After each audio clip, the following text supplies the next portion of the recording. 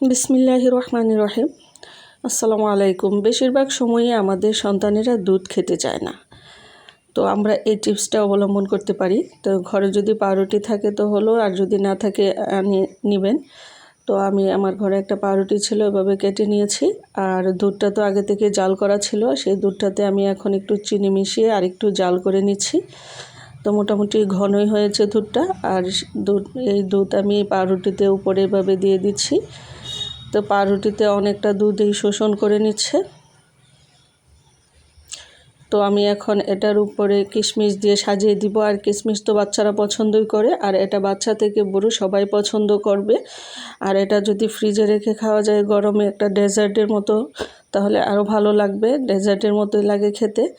তো আমি এটা করে দিয়েছি আমার বাচ্চাদের, সবাই খেয়ে নিয়েছে এবং পছন্দ করেছে।